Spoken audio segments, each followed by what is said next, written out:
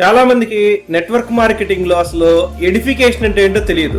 అసలు ఎడిఫికేషన్ అంటే ఏంటి, ఎడిఫికేషన్ ఎవరెవరిని చెయ్యాలి, ఎప్పుడు చెయ్యాలి, తర్వాత ఎడిఫికేషన్ చేయడంలో మనం చేసేటువంటి కామన్ మిస్టేక్స్ ఏంటి, తర్వాత మనం ఎటువంటి యాక్షన్ స్టెప్స్ ఫాలో అయితే కరెక్ట్ గా ఎడిఫై చేయగలుగుతాం అనేది నేను ఈ వీడియో ద్వారా ఎక్స్ప్లెయిన్ చేయబోతున్నాను. By the way, I'm Kishore Reddy Alla, I'm from Vijayawada. నేను ఫర్ ఎవర్ లివింగ్ ప్రొడక్ట్స్ లో ఒక రికగ్నైజ్డ్ మేనేజర్ గా ఉన్నాను మరియు సర్టిఫైడ్ ట్రైనర్ గా ఉన్నాను. ఎడిఫికేషన్ అంటే ఏం లేదండి, కొంతమంది ఎవరినైతే మనం వేరే వాళ్ళకి పరిచయం చేస్తున్నామో వాళ్ళ గురించి కొంచెం మంచిగా ఇంట్రడ్యూస్ చేయడము, వాళ్ళని గొప్పగా చూపించడమే ఎడిఫికేషన్ అంటే. అయితే ఇక్కడ మనం ఎడిఫికేషన్ అంటే ఇక్కడ ఎటువంటి అబద్ధాలు చెప్పేసి ఆ పర్సన్ ని గొప్పగా చూపించాల్సినటువంటి పని లేదు. వాళ్ళు ఏమేమి సాధించారో దాన్నే చూపించవచ్చు మనం.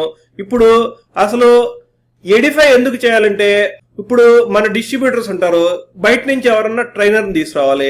ఆ ట్రైనర్ని తీసుకొచ్చినప్పుడు ఆ ట్రైనర్ గురించి మనం డీటెయిల్డ్ గా ఇన్ఫర్మేషన్ ఇచ్చి ఆయన సాధించిన విజయాలేంటి, ఆయన చెప్పేది మనం ఎందుకు వినాలని చెప్పేసి అన్నప్పుడే వీళ్ళు కరెక్ట్ గా వింటారు. అట్లాగే ఇప్పుడు మన ప్రాస్పెక్ట్ గురించి కూడాను ఎవరైనా థర్డ్ పార్టీ పర్సన్ ఎక్స్ప్లెయిన్ చేస్తున్నప్పుడు బిజినెస్ ప్రెజెంటేషన్ కావచ్చు లేదా ట్రైనింగ్ కావచ్చు, ఆ పర్టికులర్ పర్సన్ ని మనం ఎడిఫై చేయాల్సి ఉంటుంది. ఇట్లా మనం ఎవరెవరిని ఎడిఫై చేయాలనేది ఒకసారి చూద్దాం. ఇక్కడ మనం ఎవరెవరిని ఎడిఫై చేయాలని చూస్తే, మన స్పాన్సర్ ఎవరైతే ఉన్నారో ఆయన ఎడిఫై చేయాలి. తర్వాత మన అప్లైన్ లీడర్ ని ఎడిఫై చేయాలి. మన స్పాన్సర్ కావచ్చు లేకపోతే మన అప్లైన్ లీడర్ కావచ్చు, ఎవరైనా ఎడిఫై చేయాలి. అట్లాగే కంపెనీని కూడా ఎడిఫై చేయాలి. కంపెనీ గురించి మంచిగానే ఇన్ఫర్మేషన్ ఇవ్వాలి ఎప్పుడైనా సరే. అయితే ఇక్కడ అలాగని చెప్పేసి మనం లేనిది ఉన్నట్టుగా ఉన్నది లేనట్టుగా చెప్పకూడదు. అట్లాగే ఈ ఇండస్ట్రీ గురించి, ఇప్పుడు మనం ఫర్ ఎవర్ లివింగ్ ప్రొడక్ట్స్ లో పనిచేస్తున్నాం. ఫర్ ఎవర్ లివింగ్ ప్రొడక్ట్స్ అంది ఒక నెట్వర్క్ మార్కెటింగ్ కంపెనీ, అది మనం క్లియర్ గా చెప్పాలి. నెట్వర్క్ మార్కెటింగ్ అసలు బిజినెస్ ఎందుకు అనేది ఎడిఫై చేయాలి మనం. అట్లాగే కంపెనీ సిఇఓ, ఇప్పుడు మన రెక్స్మాన్ గారు ఉన్నారు సిఇఓ, ఆయన గురించి కూడాను మనం ఎడిఫై చేయాల్సినటువంటి అవసరం ఉంటుంది. అట్లాగే ఇప్పుడు గ్రెగ్మాన్ ఉన్నారు ప్రజెంట్, ఆయన గురించి కూడాను మనం ఎడిఫై చేయాలి. అట్లాగే కంట్రీ మేనేజర్ గురించి కానీ ఎవరి గురించి అయినా సరే మనం కొత్త ప్రాస్పెక్ట్ కి ఇంట్రడ్యూస్ చేసేటప్పుడు లేదా మన టీమ్ కి ఇంట్రడ్యూస్ చేసేటప్పుడు ఎడిఫై చేసి చెప్పాలంటే కొంచెం గొప్పగా చెప్పాల్సి ఉంటుంది. అట్లాగే మన డౌన్ లైన్ ని కూడాను వేరే వాళ్ళకి ఎవరికైనా పరిచయం చేస్తుంటే, ఈ పర్సన్ పలానా ప్లేస్ నుంచి వచ్చారో, ఈయన ఆ ప్రొఫెషన్ లో ఉన్నారని చెప్పి ఆయన గురించిన ప్రొఫెషన్ ని ఇట్లా ఇంట్రడ్యూస్ చేయడం అనేది ఒక మంచి పద్ధతి. అట్లాగే మన ప్రాస్పెక్ట్ గురించి కూడాను, మన ప్రాస్పెక్ట్ ని కూడాను మన అప్లైన్ కి కానీ డౌన్ లైన్ కి కానీ క్రాస్ లైన్ కి కానీ పరిచయం చేసేటప్పుడు వారి గురించి కొంచెం గొప్పగానే మనం ప్రజెంట్ చేయాల్సి ఉంటుంది. తర్వాత అట్లాగే మనం ఇక్కడ ఎవరెవరిని ఎడిఫై చేయాల్సి ఉంటుంది అంటే, ప్రతి ఒక్క పర్సన్ కూడా మనం ఎవరికైతే అవతల పర్సన్ కి పరిచయం చేస్తున్నామో ఆ ప్రతి ఒక్క పర్సన్ కూడాను మనం ఎడిఫై చేసే చెప్పాల్సి ఉంటుంది. అయితే ఇప్పుడు మనం కామన్ గా ఎడిఫికేషన్ చేసే ఒక కొన్ని మిస్టేక్స్ ని పరిశీలిద్దాం. ఎడిఫికేషన్ చేసేటప్పుడు మనం చేసే కామన్ మిస్టేక్ ఏంటంటే, ఎవరినైతే మనం పరిచయం చేస్తున్నాం అవతల పర్సన్ కి వాళ్ళ స్టోరీ అనేది పరిచయం చేయకపోవటం. ఇప్పుడు స్టోరీ షేరింగ్ చేయడానికి ఎట్లా చేయాలనేది కొంతమందికి డౌట్ వస్తుంది. స్టోరీ షేరింగ్ ఫార్ములా అనేది ఒకటి ఉంటుంది. ఫర్ ఎవర్ లోకి పరిచయం అవ్వక ముందు ఆ పర్సన్ ఏం చేశాడు అనేది ముందు పరిచయం చేయాలి మనం, ఈ స్టోరీలో ఫస్ట్ స్టెప్. తర్వాత ఫర్ ఎవర్ కి వాళ్ళు ఎలా పరిచయం అయ్యారు, ప్రొడక్ట్స్ ద్వారా పరిచయం అయ్యారా, ఆపర్చునిటీ ద్వారా పరిచయం అయ్యారా, లేకపోతే దేని ద్వారా పరిచయం అయ్యారు. ఫర్ ఎవర్ లివింగ్ ప్రొడక్ట్స్ లో అప్లైన్ లీడర్ ఎవరైతే ఉన్నారో మనం ఎవరినైతే ఐడెంటిఫై చేస్తున్నాం వాళ్ళ సక్సెస్ ఏంటి, ఫర్ ఎవర్ లో ఏం సక్సెస్ సాధించారు, ఇప్పుడు మంత్లీ ఇన్కమ్ ఎంత తీసుకుంటున్నారో, ఏమేమి ట్రిపుల్ అచీవ్ అయ్యారు, కార్ పొజిషన్స్ ఏమేమి అచీవ్ అయ్యారు, ఇవన్నీ మనం క్లియర్ గా తెలియజేయాల్సి ఉంటుంది. ఫర్ ఎవర్ కి రాకముందు వాళ్ళ లైఫ్ ని ఎక్స్ప్లెయిన్ చేస్తాం, అట్లాగే ఫర్ ఎవర్ లోకి ఎందుకు వచ్చారు అనేది ఎక్స్ప్లెయిన్ చేస్తాం, అట్లాగే ఫర్ ఎవర్ లో వాళ్ళ సక్సెస్ ఏంటి అనేది ఎక్స్ప్లెయిన్ చేస్తాం. అట్లాగే ఫర్ ఎవర్ లోకి వచ్చిన తర్వాత వాళ్ళ లైఫ్ ఏం చేంజ్ అయింది అనేది కూడాను మనం ఇక్కడ ఎక్స్ప్లెయిన్ చేయాల్సి ఉంటుంది. వాళ్ళు ఎంతమందికి హెల్ప్ చేశారు, మన అప్లైన్ లీడర్ ఎంతమందికి హెల్ప్ చేశాడు అనేది కూడాను మనం చెప్పాల్సి ఉంటుంది. సపోజ్ ఇక్కడ నేను ఇప్పుడు మా అప్లైన్ లీడర్ రంగా గారి గురించి చెప్పాలనుకుంటున్నాను. రంగా గారు ఒక సాఫ్ట్వేర్ ఇంజనీర్, 14 సంవత్సరాలు సాఫ్ట్వేర్ ఇంజనీర్ గా పనిచేశారు.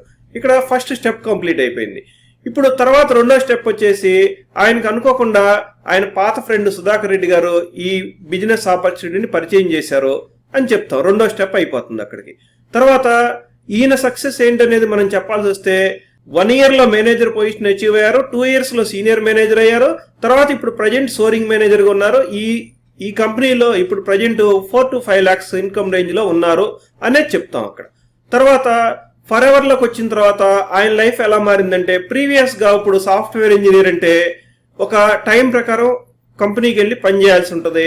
అట్లాగే వర్క్ ఫ్రమ్ హోమ్ చేసినా కూడా ఎక్కువ అవర్స్ అనేది స్పెండ్ చేయాల్సి ఉంటుంది. ఇప్పుడు ఆయనది ఫ్రీడమ్ లైఫ్ స్టైల్. ఆయన ఎక్కడికి వెళ్ళాలనుకున్నా కూడాను, ఏం చేయాలనుకున్నా కూడాను చేస్తారు. ఒక 4-5 లక్షల రూపాయల ఇన్కమ్ ఉంటే ఆయన లైఫ్ ఎలా మారుతుంది, ఎలా ఉంటుందని మీరు ఎక్స్పెక్ట్ చేసుకోవచ్చు అనేది కూడా మనం చెప్పొచ్చు. తర్వాత అట్లాగే ఇక్కడ ఈయన ఎంతమందికి హెల్ప్ చేశారు, దాదాపు ఇప్పుడు రంగా గారి కింద ఒక 30 వరకు మేనేజర్స్ అనేది ఉన్నారు. తర్వాత భవిష్యత్తులో ఇంకా చాలా మంది మేనేజర్స్ వస్తున్నారు. అట్లాగే ఆయన ట్రైనింగ్స్ అది బాగా చేస్తారు. చాలా ఇన్ఫర్మేటివ్ గా ఆయన ప్రొడక్ట్స్ గురించి ఎక్స్ప్లెయిన్ చేసిన, బిజినెస్ గురించి ఎక్స్ప్లెయిన్ చేసినా కూడా ఉంటుంది అనేది మనం చెప్పొచ్చు. తర్వాత దానికి కొనసాగింపుగా ఆయన సక్సెస్ స్టోరీ కూడాను మీరు ఇంటర్నెట్ లో ఉందే, ఎఫ్ఎల్పి రంగా అని కొడితే సక్సెస్ స్టోరీ గురించి డీటెయిల్స్ వస్తాయి అనేది మనం చెప్పొచ్చు అని చెప్తాం. ఇక్కడ ఎడిఫికేషన్ అనేది ఆ పర్టికులర్ పర్సన్ గురించి ఎలా షేర్ చేయాలనేది తెలుసుకున్నాం. అట్లాగే చాలా మంది ఏం చేస్తూ ఉంటారంటే కంపెనీ గురించినటువంటి ఫ్యాక్ట్స్ తోను, లేకపోతే ఈ ప్రొడక్ట్ అంత గొప్పదని చెప్పేసి ఎక్కువ ఇన్ఫర్మేషన్ పాస్ చేసి కస్టమర్ ని కన్విన్స్ చేద్దామని చూస్తారు. ఓన్లీ మీరు ప్రొడక్ట్స్ గురించి ఇన్ఫర్మేషన్ ఇవ్వడం, లేకపోతే కంపెనీ ఫ్యాక్ట్స్ చెప్పడం ద్వారా ఎప్పటికీ ఒక పర్సన్ ని కన్విన్స్ చేయలేం మనం.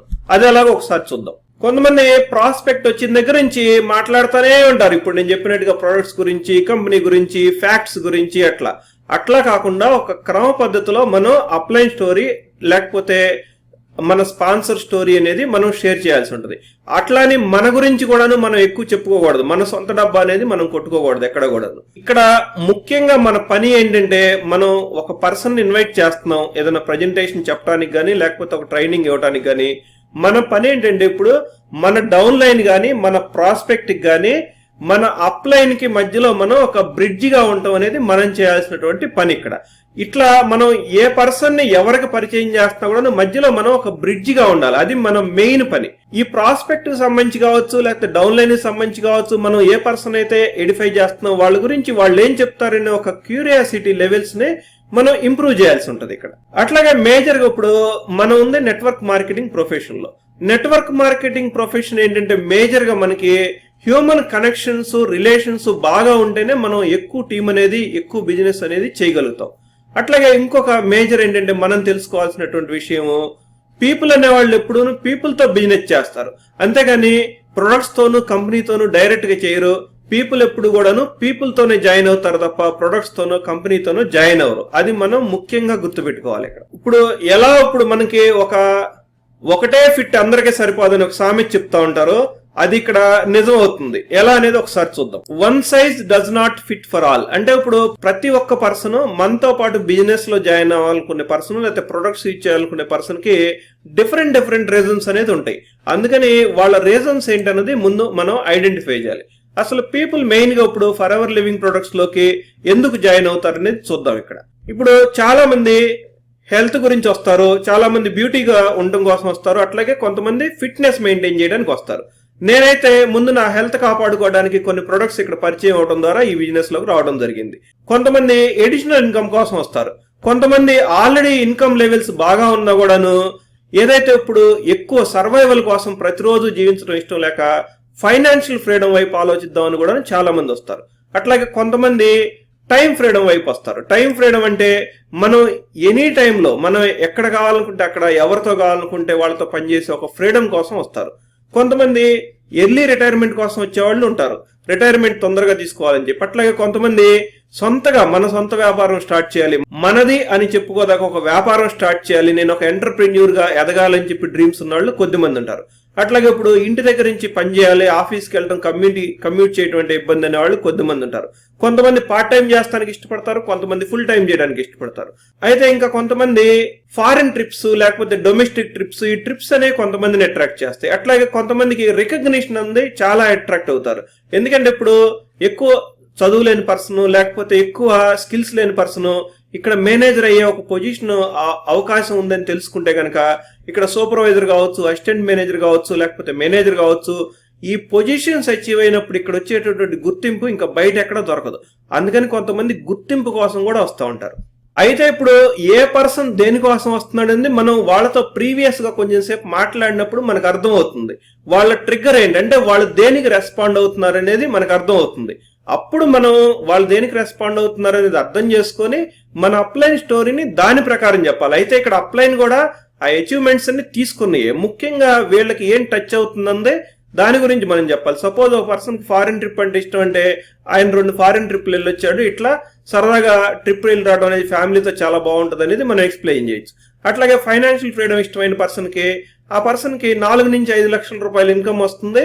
అట్లాంటి డ్రీమ్ లైఫ్ నాకు కావాలని నేను కూడా ఈ బిజినెస్ చేస్తున్నాను, మీరు కూడా కావాలంటే దీంట్లోకి రావచ్చు అన్న విధంగా మనం చెప్పాల్సి ఉంటుంది. ఇట్లా పర్టికులర్ గా ఒక పర్సన్ కి ఏమి ఇష్టం అన్నది మనం ఐడెంటిఫై చేయాలి ఫస్ట్, దాన్నే మనం చెప్పాల్సి ఉంటుంది ఇక్కడ స్టోరీలో. ఇప్పుడు వరకు ఎడిఫికేషన్ అంటే ఏంటి, అసలు ఎవరిని ఎడిఫై చేయాలి, ఎడిఫికేషన్ లో కామన్ గా మనం చేసే మిస్టేక్స్ అనేది చూసాం. అయితే ఇప్పుడు ఎలా ఎడిఫై చేయాలనేది ఒకసారి చూద్దాం. మళ్ళీ ముందుగా మనం మన ప్రాస్పెక్ట్ కావచ్చు, డౌన్ లైన్ కావచ్చు, వాళ్ళకి ఏమి ఇష్టము, వాళ్ళు దేన్ని ఇష్టపడుతున్నారు అనేది క్లియర్ గా తెలుసుకోవాలి. నెక్స్ట్ రెండోది, వాళ్ళు దేన్ని ఇష్టపడుతున్నారో తెలుసుకున్న తర్వాత ప్రాపర్ గా దాని ప్రకారం మన అప్లైన్ ని మనం లేకపోతే మనం పరిచయం చేయబోయే వ్యక్తిని మనం ఎడిఫై చేయడమే చేయాలి. ఇక్కడ మనం మెయిన్ ఫోకస్ ఏంటంటే మన ప్రాస్పెక్ట్ కి ఏం కనెక్ట్ అవుతుంది, మన అప్లైన్ లీడర్ ఆల్రెడీ ఏం అచీవ్ అయ్యాడు, ఆయన స్టోరీలో ఈయనకి ఏం కనెక్ట్ అవుతుంది అనేది కామన్ గ్రౌండ్స్ ని మనం ఫైండ్ చేయాలి. ఇక్కడ తర్వాత అన్నిటికంటే ముఖ్యమైనది, ఈ రోజు ఎడిఫికేషన్ అంటే ఏంటో తెలియకుండా చాలా మంది నెట్వర్క్ మార్కెటింగ్ బిజినెస్ చేస్తున్నారు. వాళ్ళందరికీ కూడాను మీ టీంలో ప్రతి ఒక్కళ్ళకి కూడాను మీరు ఎడిఫికేషన్ గురించి చెప్పాల్సినటువంటి రెస్పాన్సిబిలిటీ అనేది మీకే ఉంది. ఇప్పటి వరకు చూసారు కదా ఎడిఫికేషన్ గురించి పూర్తి ఇన్ఫర్మేషన్ ని. ఇది మీకు నచ్చినట్టయితే గనక వేరే వాళ్ళకి షేర్ చేయండి, తర్వాత లైక్ చేయండి, తర్వాత ఇక్కడ కామెంట్ చేయండి. థ్యాంక్ యూ అండి, thank you very much. I'm Kishore Reddy, I'm for ever.